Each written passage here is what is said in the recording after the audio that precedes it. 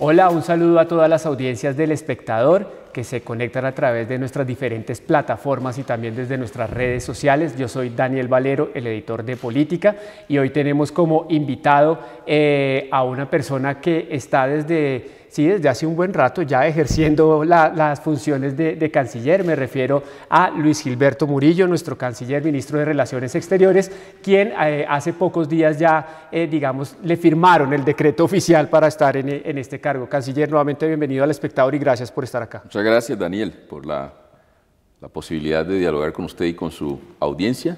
Y bueno, estoy desde hace 3 meses, ¿no? Un aterrizaje tranquilo. ¿Sí? ¿Muy tranquilo?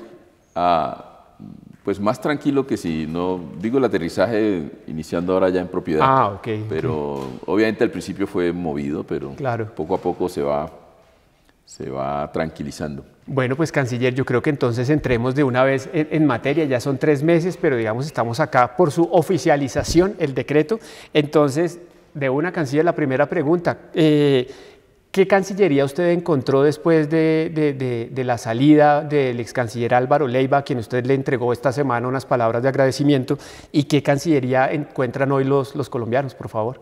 Bueno, sí, en primer lugar, obviamente yo le agradezco al presidente Petro por el voto de confianza en dirigir su política exterior y sobre todo los lineamientos que él ha establecido.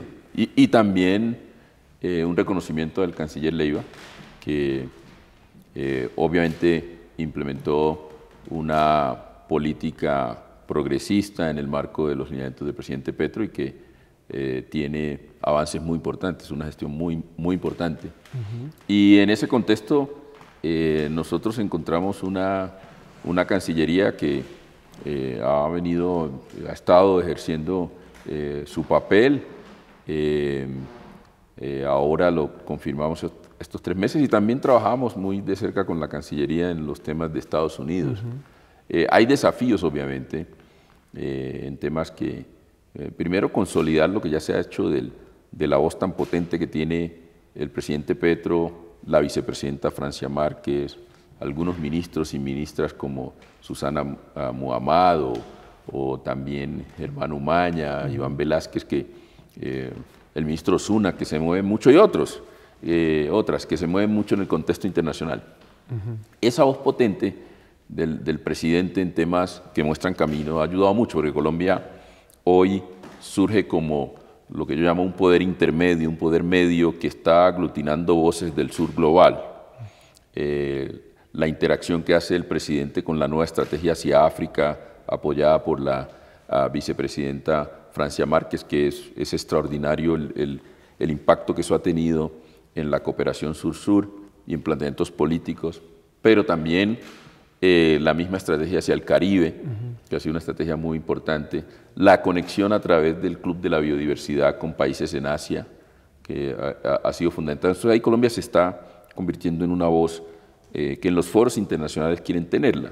Lo otro es que hemos avanzado mucho en poder tener a Colombia como dirigiendo a través de presidencias pro tempore de varios espacios de integración en América Latina. En primer lugar, el presidente asumirá dentro de poco la presidencia de CELAC, de la Comunidad de Estados de América Latina y el Caribe, y ya está en el grupo de 3 países que la dirigen. Pero además de eso, yo acabé de recibir en Paramaribo, en Surinam, la presidencia de los estados, de la Asociación de Estados del Caribe, que también es supremamente importante, y la vinculación como Estado asociado al CARICOM. Pero tenemos otras. Vamos a asumir, son 12, vamos a asumir la presidencia del Consenso de Brasilia, la presidencia de UNASUR, la presidencia de la Comunidad Andina. Vamos a asumir obviamente la presidencia de la Alianza del Pacífico, y así le podemos mencionar varias, donde Colombia, con el liderazgo del presidente Petro, vamos a tener la oportunidad de repensar y redefinir la arquitectura de integración de América Latina y el Caribe, sobre todo de Sudamérica. Entonces ahí hay un logro importante que es un logro de proceso, y ahora tenemos que ver cómo lo usamos. Ahí hay un papel. Pero y lo otro, no, iba a terminar con el segundo aspecto, tiene que ver con el hecho de que además de generar esa transformación, Colombia está poniendo temas muy importantes en la agenda. Los temas que tienen que ver con la paz. Sí. Paz en Colombia con nuevos modelos que se apartan de la criminalización. Por ejemplo, la negociación con grupos y bandas en el contexto urbano. Hay muchos países que están pendientes de cómo le va a Colombia en eso, porque no quieren seguir el camino de la criminalización y llevar a la gente a las cárceles. Pero también en la paz global, lo que ha venido planteando Colombia en términos de los grandes conflictos que están rediseñando la geopolítica mundial en Gaza y también en Ucrania, pero también los conflictos olvidados como en el Congo. Entonces ahí hay un tema donde Colombia ha avanzado mucho en los temas de la vida, sobre todo la respuesta a la crisis climática, a la emergencia climática, y Colombia tiene un modelo excepcional que es, mire, no hacemos más exploración de hidrocarburos, ni petróleo, ni carbón, porque queremos apegarnos a nuestros principios, pero también es algo práctico porque queremos mover nuestra economía a una economía descarbonizada, a una sociedad descarbonizada, solo por un ejemplo. Pero además, lo que tiene que ver con biodiversidad, con conservación de la naturaleza, con dignificación de las personas en los procesos de movilidad humana e inmigración. Entonces, todo eso está conectado en esa estrategia de la vida, de la vida. Y un tercer aspecto que tiene que ver con la democracia y cómo fortalecer la democracia, y sobre todo el presidente Petro ha venido planteando la democracia multilateral, la global, donde cada voto debe ser cada país debe ser un voto y no que tenga que ver con su poder militar o económico. Entonces, y eso en contexto de justicia social. Y cómo orientamos por último, la transformación del Ministerio de Relaciones Exteriores, que realmente, tanto en su política como en sus funcionarios y funcionarias, refleje la diversidad cultural, las distintas culturas del país, regiones, provincias, pero también las distintas identidades, porque eso todavía se ha avanzado, pero hay un enorme camino por recorrer. Está muy cachaquizada la diplomacia colombiana. No quería decir eso, pero el 53%, sí. Pero mira, el 53% de los funcionarios de carrera, pues obviamente son de Bogotá, el 83%, más o menos 80% ha pasado tiene que haber pasado por la Universidad de Bogotá, entonces sí hay que llevarlo más a las regiones. Hay gente de las regiones, aquí, gente de las provincias, pero todavía porcentualmente son pocos. Ok, canciller, después de esta especie de balance que nos entrega en esta primera respuesta, partamos un poquito como los temas para que las audiencias también entiendan hacia dónde está usted llevando la Cancillería. Hay un punto, y es que en esta nueva etapa suya viene el aún embajador Jorge Rojas a acompañarlo en la vicecancillería. En algunos círculos políticos, la Cancillería también es política, se habla que es como una especie de ojo directo del presidente Gustavo Petro a su gestión. ¿Lo ve tan así? Bueno, el presidente tiene ojo directo a mi gestión y a la gestión de todos nosotros siempre, ¿no? Eso pues es obvio. Además que el presidente es quien dirige la política exterior del país y la diplomacia, eso es obvio. No, Jorge es un amigo mío de hace muchos años también, ¿no? Buenísimo. Yo conocí a Jorge en el año 2000, trabajamos juntos temas, cuando apenas CODES nacía y los asuntos de desplazamiento se ponían en la agenda. Jorge y Marco Romero jugaron un papel muy importante en eso, muy amigos. Jorge nos ayudó mucho inclusive con información para posicionar los temas afrodescendientes en el contexto de la agenda bilateral entre Colombia y los Estados Unidos. Entonces, Jorge es un amigo de muchos años. Daniel también, que no mencionó a Daniel García Peña, porque Daniel inclusive estaba asesorándome en algunos temas de la relación bilateral. Entonces, un equipo que lo que indica es uno, tener personas que ya los conocemos, hemos trabajado juntos temas, pero también personas que nos permiten hacer el énfasis en los asuntos de paz. Para nadie es un secreto que Jorge ha trabajado muchísimo los temas de paz, los temas de desplazamiento de víctimas. Jugó un papel muy importante en la embajada en Bruselas, atendiendo los temas obviamente con Bélgica, pero también de la Unión Europea. ahí eso fue un papel muy importante y ahí eso nos va a ayudar a centrarnos en los temas de la paz aún mucho más. Daniel García Peña también viene de esa tradición, ¿no? de política exterior, pero Daniel, usted recordará que Daniel, que cuando nos conocimos hace muchos años, Daniel estaba liderando Planeta Paz y allí fue de los primeros en incorporar asuntos de las regiones y de afrodescendientes en las discusiones de paz, que estaba muy en lo nacional y bajaba un poco a las regiones. Entonces son dos funcionarios que vamos a tener que le dan un énfasis a la gestión de política exterior y la gestión diplomática, pero no para ahí.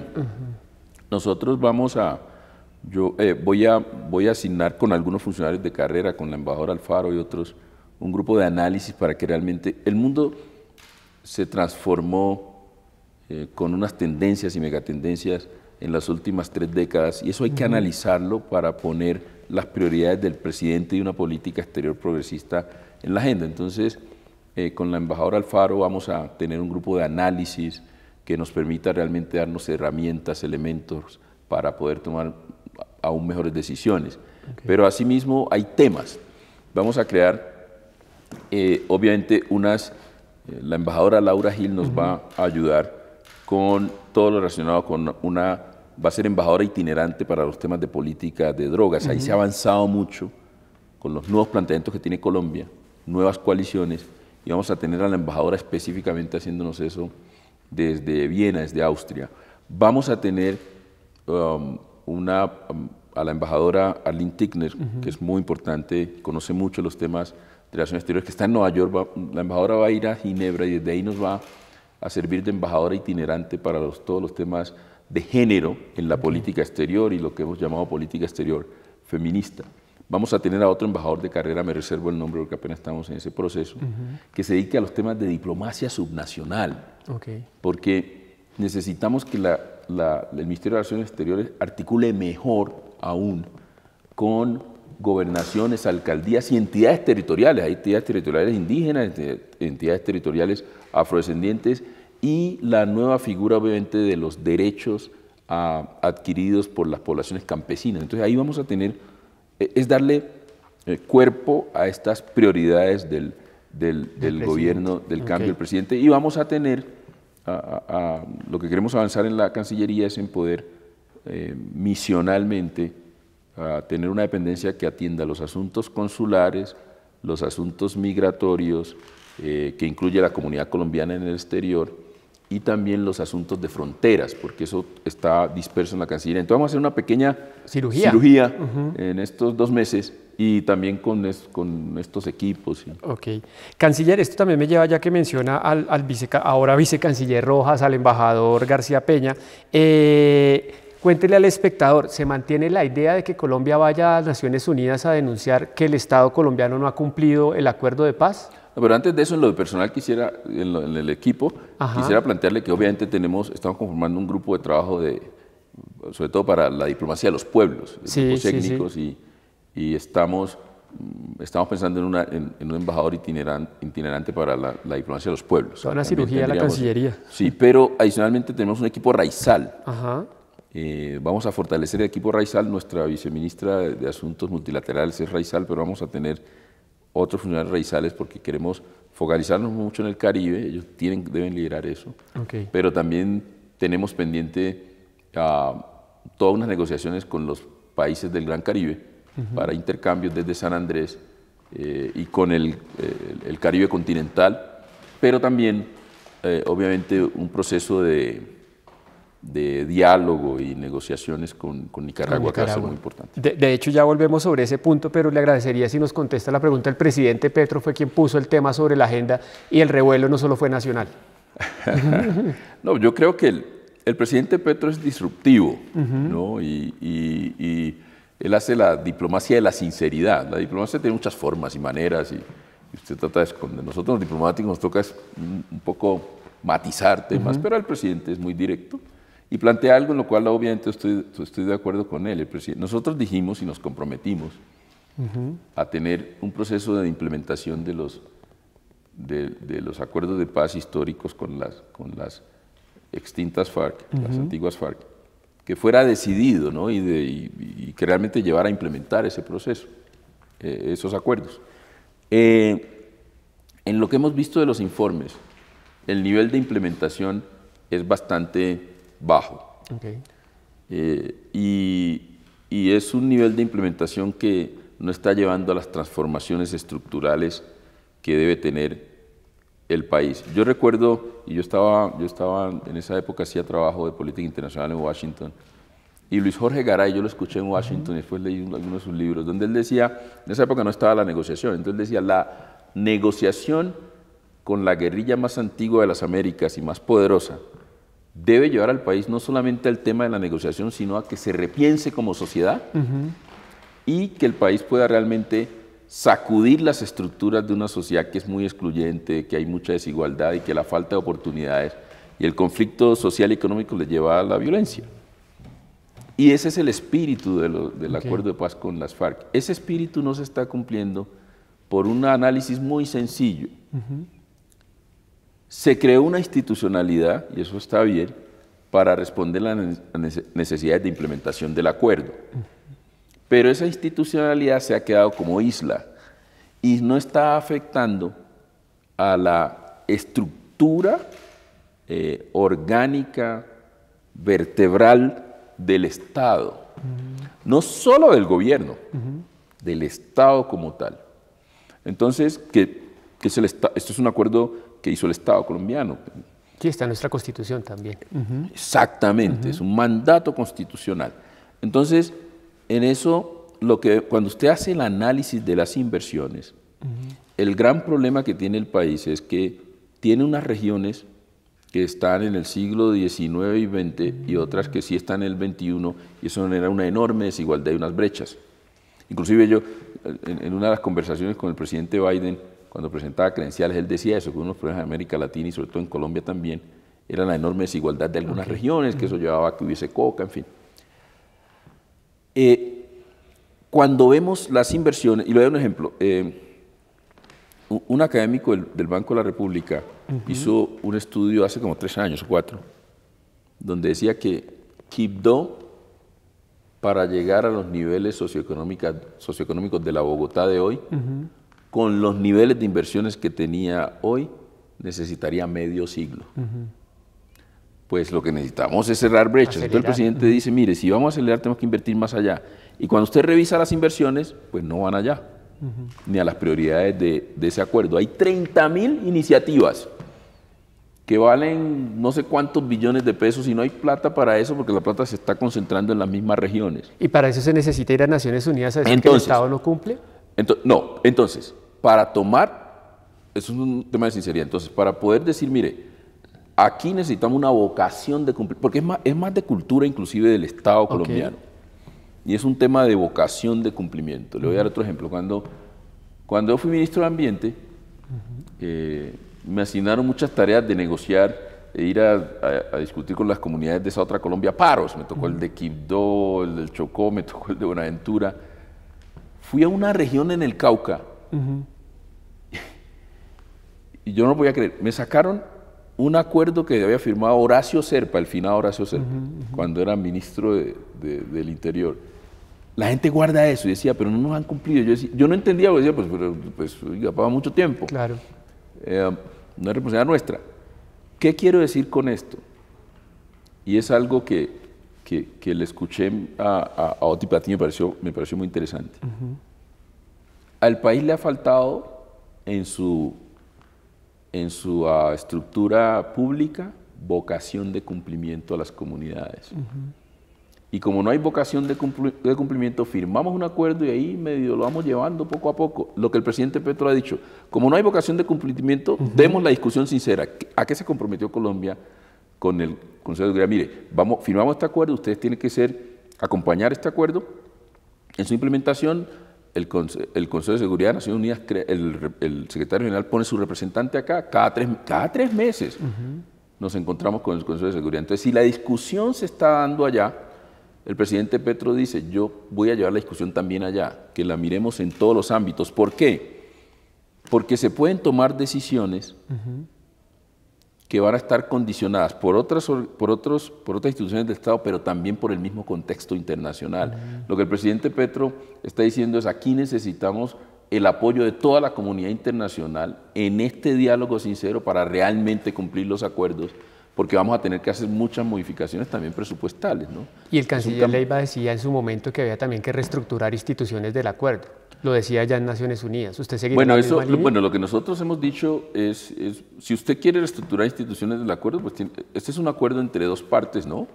Pues tendría que reabrir una negociación con las FARC, pero yo no he escuchado al presidente Petro todavía en esa línea, pero lo que sí yo plantearía, lo que sí es evidente es que en esas regiones no se está haciendo las inversiones con el nivel de prioridad que deben hacerse. Perfecto. Y eso limita o impide el cumplimiento completo del acuerdo. Inclusive hacíamos unas proyecciones con el presidente Petro hablando del tema, que veíamos que se iba a necesitar, yo no sé cuántos años, casi un siglo, para cumplir con algunos de los planteamientos que se han hecho en el acuerdo, empezando con el de tierras. ¿Qué ha hecho el presidente Petro? Yo creo que es importante esto. Mire, 3 temas que son estructurantes del cumplimiento del acuerdo. El primero, obviamente, tiene que ver con reforma agraria. Y no hemos entregado tierras. Y ha sido casi que imposible entregar tierra. Ahí se necesitan medidas extraordinarias para cumplir la tierra, que no solamente beneficia a los firmantes del acuerdo, sino también a toda la población. Y tiene que ver con reforma rural integral. El segundo tema tiene que ver con transformación de los territorios. Y cuando usted revisa los territorios, no solamente los territorios PEDETs, los 170 municipios, pero esos son más todavía. Cuando usted revisa los territorios impactados por el conflicto que se tuvo con las FARC, en esos territorios no se ha generado esa transformación en gran medida por falta de inversión y de reestructuración del Estado. Y lo tercero es la verdad fraccionada. Porque la verdad, al fraccionarla entre lo que acoge la JEP, lo que acoge la justicia ordinaria y lo que acoge justicia y paz, resulta que es una verdad que nunca se encuentra, y al no estar completa realmente no se puede generar justicia, que es transicional. Claro. Esas cosas, Colombia da ejemplo ahí, no se puede generar justicia y la gente no conoce la verdad completa. Y ahí el presidente Petro tiene razón. Esa parte del cumplimiento del acuerdo no tiene que ver en gran medida con el gobierno, sino con el Estado, porque es el sistema judicial. La transformación de los territorios incluye muchos actores. Ahí puede tener el gobierno más que decir, pero no completamente, porque muchas transformaciones de los territorios dependen del contexto internacional, donde necesitamos ayuda de la comunidad de naciones. Y el apoyo para tener el apoyo político de que ustedes van a hacer esas transformaciones. Exactamente, que da ese contexto. Entonces, yo creo que lo que el presidente Petro ha abierto es una gran discusión, y como aquí a veces le ponen más atención a lo que se dice afuera para poder empezar a discutir aquí, pues puede ser también esa una táctica, ¿no? Claro, claro, política. Óigame, ya que estamos en Estados Unidos, el país, Estados Unidos, entra en elecciones en noviembre, 4 de noviembre, si no me equivoco la fecha. Usted conoce ese escenario mejor que nadie en el país prácticamente. ¿Cómo está Colombia alistándose para recibir estas elecciones? En el gobierno Duque casi que se jugaron un poco hacia un partido, eso generó un ruido. El gobierno Petro, ¿cómo atiende esa elección entre la posible reelección de Joe Biden y el posible retorno de Donald Trump? Bueno, lo que hay que decir es que cuando se han cometido errores en el pasado, quiero ponerlo en contexto, porque usted lo mencionó. Sí. El hecho de tomar partido en una elección como esta, pues afecta las relaciones, porque estas relaciones que son estratégicas deben trascender los gobiernos de ambos países, porque es una relación que va más allá de los gobiernos y los estados. Es una relación entre la gente. Nosotros tenemos cerca de 3 millones de colombianos y colombianas viviendo allá, con una relación muy estrecha con su gente acá, enviando recursos todas las semanas, apoyando al país. Nosotros recibimos el mayor número de turistas de Estados Unidos. Es una relación muy sólida. Entonces, tratar de ponerla en contextos políticos electorales es un gran error, y obviamente generar posiciones que pueden asociarse al gobierno es un error también. Y lo que sucedió, y usted lo conoce bien, Daniel, es que en el pasado esas intervenciones que se dieron de carácter partidista que se interpretaron así y una reacción del Partido Demócrata afectó mucho la relación.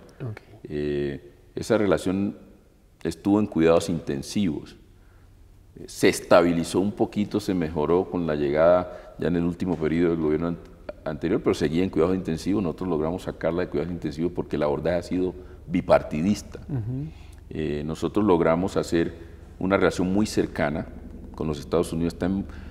No lo decimos nosotros, todos los funcionarios del gobierno de Estados Unidos que usted le pregunte y los congresistas razonables le dicen esa relación está en muy buen momento. Y hemos logrado tener una posición muy independiente de Colombia, pero a su vez que se mantiene sus buenas relaciones y se respeta esa independencia por parte de los Estados Unidos y viceversa. Nosotros logramos una cercanía como nunca antes. Por primera vez, en solo un año, nosotros tuvimos 4 encuentros de los presidentes de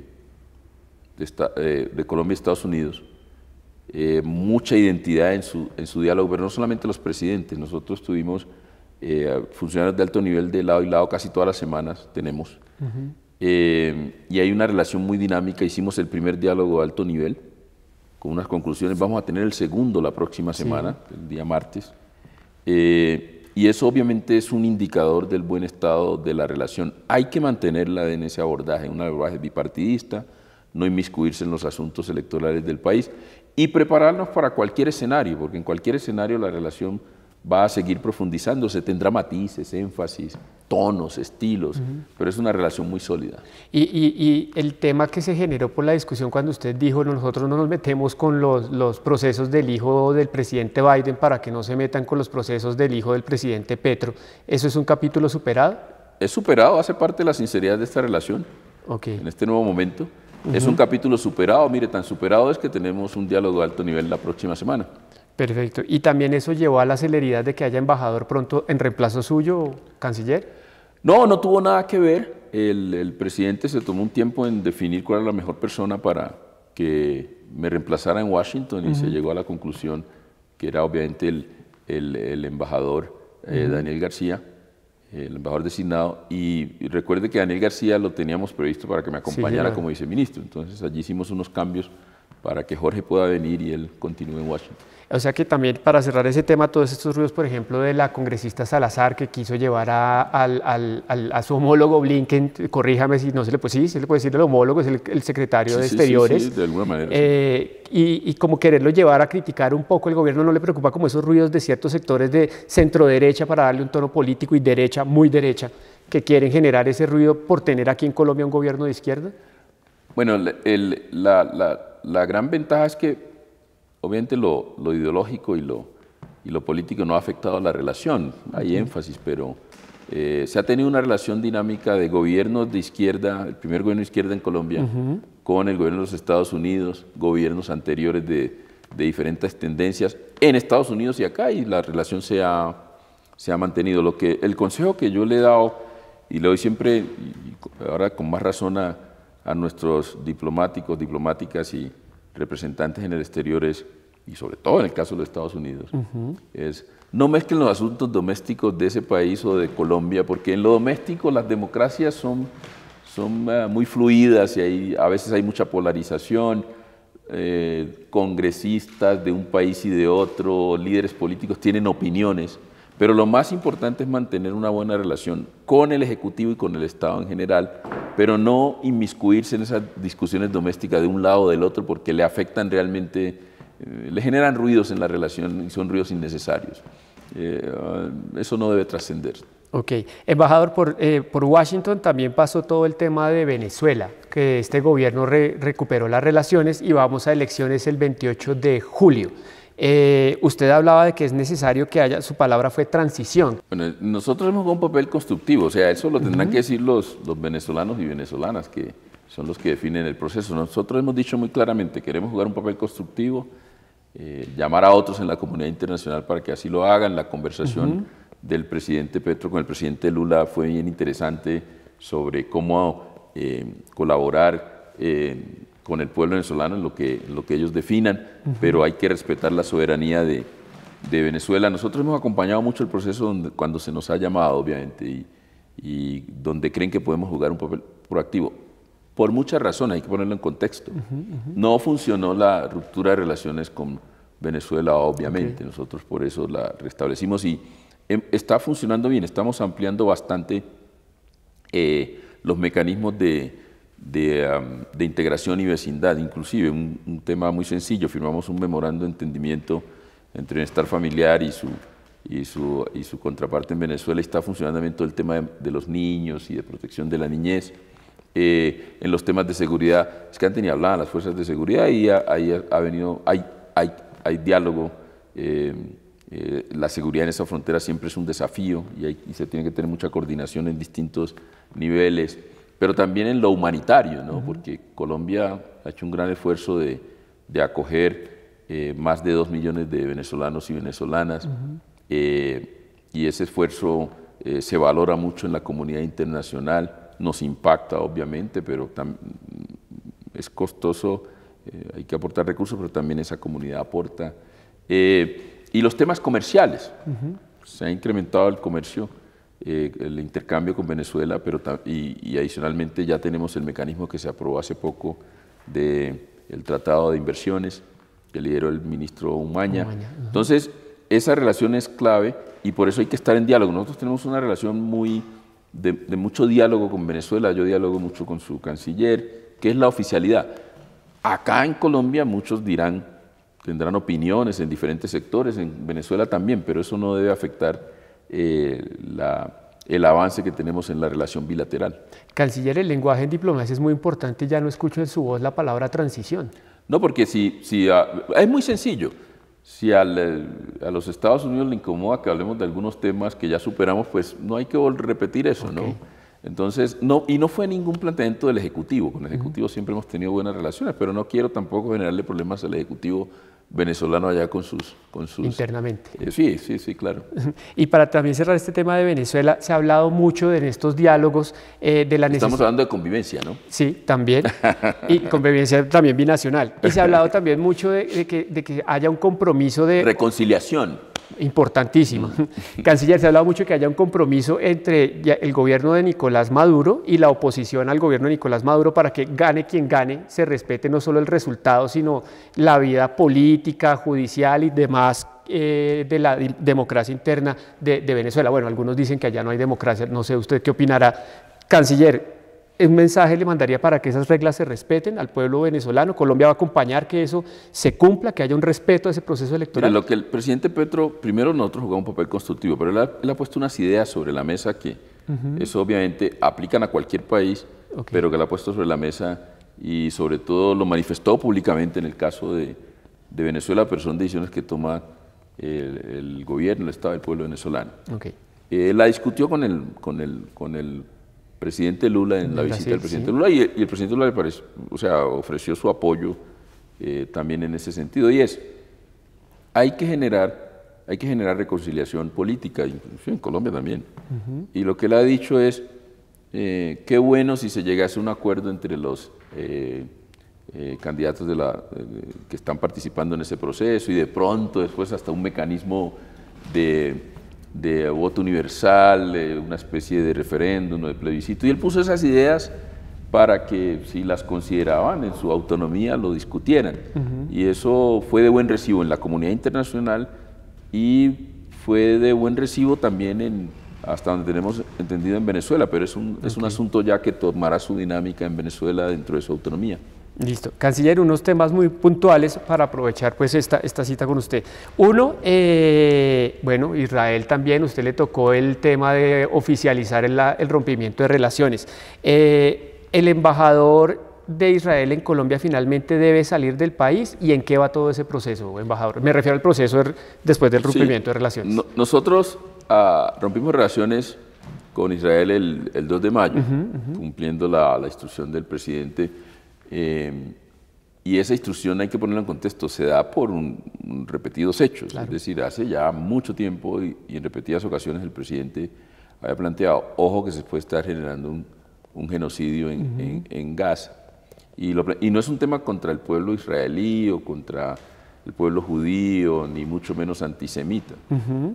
Es simplemente un tema de que el comportamiento del gobierno de Israel en cabeza de Netanyahu no es un comportamiento que debería tener un Estado en el marco de los índices de decencia, pero también de las normas que con mucho a sangre y fuego logró la Comunidad de Naciones después de la Segunda Guerra Mundial, y eso, aquí un tratado que se tiene que cumplir para situaciones de genocidio. Y hay una institucionalidad multilateral que tiene que ver con la administración de justicia. El presidente repetidas veces dijo, mire, si el gobierno de Israel no cumple con lo que se está planteando para evitar una situación de genocidio, las resoluciones de Naciones Unidas repetidas, los pronunciamientos de mucha gente, pues nosotros vamos a romper relaciones, porque no podemos tener relaciones con un gobierno que se comporta de esa manera. Y esperó muchísimo, y cada vez se veía que no había ese interés en detener el genocidio. El presidente Petro planteó una conferencia para la paz en el conflicto palestino-israelí. El presidente Petro planteó, de los primeros que planteó el cese al fuego. El presidente Petro se unió a la acción de Sudáfrica para poder, obviamente, establecer una situación de condena por el genocidio en Gaza. Condenamos a Hamás, obviamente. Y mire que le ha ido dando la razón, los países han ido entendiendo que esa es la posición, el presidente Petro ha mostrado el camino. En segundo lugar, el fiscal ante la Corte Penal Internacional, que nos visitó hace poco, Karim Khan, pidió una orden de arresto para Netanyahu porque hay pruebas suficientes del genocidio. Acaba la Corte Internacional de Justicia de concederle las medidas cautelares a Sudáfrica. Entre otras cosas, Colombia fue de los primeros en sumarse a esa solicitud de Sudáfrica, el caso que abrió, y ya más países se suman a eso. Y lo otro que es Colombia tiene mucho que ver en esa victoria diplomática, que es una victoria diplomática de Colombia, yo diría. El presidente Petro convocó en el marco de la CELAC a las naciones de América Latina en un grupo de gobiernos afines para llevar a Naciones Unidas, a Consejo de Seguridad, lo hicimos con Brasil, apoyando una iniciativa de Argelia, y se votó, se sacó una votación importante de 9 votos en el Consejo de Seguridad, mayoría, para que Palestina fuese un Estado con derechos plenos en el marco de Naciones Unidas. Después se llevó a Asamblea General, más de 40 países votaron en favor de que se le dé, obviamente, ese estatus a Palestina. Ya más países reconocen a Palestina como Estado. Es decir, el presidente Petro en eso ha mostrado camino. Y obviamente fue una decisión muy difícil la de romper relaciones con Israel, muy difícil. Se tomó, pero logramos que esa no afectara a los nacionales nuestros y a los nacionales israelitas que están en Colombia. Entonces se mantuvieron los servicios consulares, las relaciones de privado, que son las relaciones comerciales, también continúan su marcha, pero eso sí, el presidente Petro ha sido muy claro que no vamos a continuar, obviamente, con el nivel de relación en seguridad que se tenía, porque tampoco podemos tener relación en términos de seguridad con un Estado que se comporta de esa manera. Y lo que queremos es que cambie ese comportamiento y se pueda parar el inaceptable genocidio que ya está comprobado que está sucediendo en Gaza. ¿Y el embajador debe continuar acá en Colombia o debe salir? El embajador debe salir, se quedan funcionarios, esta es una conversación entre gobiernos con funcionarios consulares que van a estar atendiendo obviamente esos asuntos. Y también los nuestros en Israel, nuestra embajadora que estaba llamada en consulta, que fue el primer paso, ¿no? Margarita Manjarres está precisamente en Tel Aviv haciendo todos los trámites y todo lo que se debe hacer para cerrar las operaciones de la embajada allá. ¿Cuándo debería salir el embajador si desde el 2 de mayo se hizo esta ruptura? Hay unas fechas, ¿no? Eso hay un procedimiento, se dan unos tiempos, porque estamos hablando de familias, de personas, tienen sus hijos en los colegios, todos estos temas que pues para nosotros también son importantes. Y se entienden, obviamente. Pero hay una fecha, no la tengo aquí presente, pero sí. ¿Y eso no dificulta el proceso de apertura de la embajada en Ramala? Esperemos que no. Esperemos que no, porque sí queremos abrir la representación, embajada en Ramallah es un propósito, hemos iniciado, ese proceso tiene sus obstáculos obviamente, pero queremos superarlos para que tengamos esa representación allá. Listo. Y dos preguntas finales. Una, todo el tema de los pasaportes, ya está la imprenta, además, ¿va a llegar finalmente la mexicana a accesos holográficos y se va a garantizar la seguridad del documento? No, nosotros tenemos varias etapas. Una, obviamente, que esta primera etapa de poder garantizar que todos los ciudadanas colombianas, los que necesiten un pasaporte puedan tenerlo, y eso, eso está garantizado, no tiene ninguna afectación. Tenemos un contrato hasta octubre con Thomas Geoghegan Sons, que está en operación sin ningún contratiempo. Y en este periodo estamos preparando una especie de transición al esquema consolidado. Entonces allí vamos a tener porque los criterios es que realmente haya un balance entre lo público y lo privado, garantizando que se protege la información de los colombianos, pero además de eso, que se tiene un buen proceso de expedición de los pasaportes y que hay mayor participación de lo público. En ese sentido, tenemos un esquema donde vamos a tener un socio público internacional, que es un gobierno, para manejo de información, para aprender de esas experiencias, pero también que ese gobierno nos pueda facilitar cooperación internacional para fortalecer a la Cancillería, a Migración Colombia y a la imprenta. Y vamos a tener un socio privado, que ese socio privado debe, de 9 procesos fundamentales que tiene la expedición de pasaportes, 2 lo haría ese socio privado, que tiene que ver con la producción de las tarjetas. Y ese va a ser un periodo que nos va a llevar hacia la consolidación de un esquema donde en 5 años la imprenta pueda tener plantas, etcétera, y pueda generar esa producción en asocio con un socio, conjuntamente con un socio privado. Entonces ese es el esquema. No tenemos... Ni el gobierno ni el privado. No, ya tenemos manifestación de interés de los gobiernos con lo que proponen. Hay propuestas muy interesantes, algunos... Menciónenos un par de gobiernos, canciller. Sí, es decir, ahí tenemos algunos que proponen, y me parece muy interesante, todo el fortalecimiento de lo público y el establecimiento en 5 años de esta planta. Hay ofertas de Portugal, Francia, Austria, Canadá. De pronto se me pasa alguno. Tenemos unos 5 o 6 gobiernos que han expresado interés y que ya han dicho cuál sería esa propuesta. Muy pronto se están dando esas negociaciones y muy pronto se escogerá qué gobierno es y también se podrá avanzar hacia el socio privado estratégico. Y ellos tendrán entre 6 y 8 meses para poder establecer obviamente ese nuevo esquema. O sea que lo estamos haciendo con mucha tranquilidad. Hemos estudiado bastante bien ese proceso y estamos tomando medidas con mucha cautela. Canciller, para cerrar este diálogo con las audiencias del espectador, a usted también lo ven muy político muchas veces, no en sus intervenciones, sino en su figura, Luis Gilberto Murillo, y tiene hasta partido, ¿no? Colombia Renaciente, si no me falla el nombre, y lo ven como un posible presidenciable. ¿Eso le suena? No, yo estoy concentrado en la Cancillería. Aquí usted lo ha visto, aquí hay muchos problemas todavía que resolver administrativos, hay muchos temas que abordar, la relación con los vecinos, entonces hay muchas papas calientes y temas críticos que uno no tiene tiempo de estar pensando en temas políticos. Hay que concentrarse como zapatero a tus zapatos, no hay que concentrarse en hacer la tarea aquí bien. Oye, ¿y verdad que el expresidente Iván Duque quiere llegar a la OEA? ¿Colombia lo acompañaría? No tengo información sobre eso. Me respondió muy de canciller usted, canciller. Bueno, pues canciller, muchas gracias por estos poco más de 40 minutos de diálogos con el espectador. Y a ustedes, pues no olviden siempre estar atentos en elespectador.com y a través de todas nuestras redes sociales para poder estar actualizados minuto a minuto de lo que pasa en el país y obviamente en el mundo. Canciller, mil gracias. Muchas gracias. Hasta pronto.